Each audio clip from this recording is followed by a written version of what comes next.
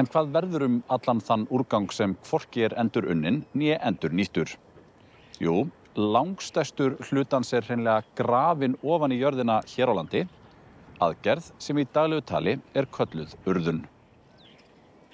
Við erum hérna upp á miklum haug. Hvað hérna undir fótum okkar? Hérna undir okkur eru rúmlega 20 metrar af úrgangi, mörg 100.000 tonn sem hafa verið urðuð hérna síðan árið 1991, úrgangur frá heimilum á höfuðborgarsvæðinu. Þetta urðunarstaður Sorpu í Álfsnesi, þar sem sorp af höfuðborgarsvæðinu urðað. Hér má urða allt að 120.000 tonn á ári. Árið 2021 urðaði sorpa 43% af öllu því sem fyrirtækið fékk til meðhöndlunar og á landsvísu voru urðuð samtals 175.000 tonn. Þetta ekki allt of mikið? Allt of mikið. En þetta endurspeglar rauninni bara kerfi sem við búum við. Það ekki nægilega góð flokkun heima við eða hjá fyrirtækjum. Urðun slæm af ýmsum ástæðum. Ein sú að urðunarstaðir losa mikið af gróðurhúsalofttegundum út í andrúmsloftið.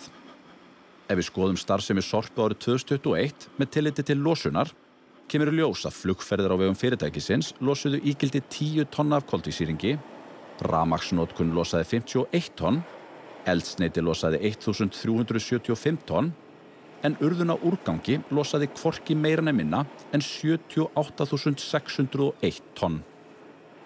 Ef maður að vera aðeins svona meira að fara upp í hugmyndafræðina, þá erum við náttúrulega bara búin að byggja upp hagkerfi þar sem að línulega hagkerfið rang ódýrast og þá verður urðun alltaf ódýrast af því þú þarft ekki að gera neitt, þú bara ferð og skilur eitthvað eftir. Það það náttúrulega ekki ódýrast fyrir umhverfið. Umhverfisstofnun hefur komið með þá tillögu nokkrum sinnum að það verði lagður á urðunarskattur. Það hefur aldrei náð í gegn.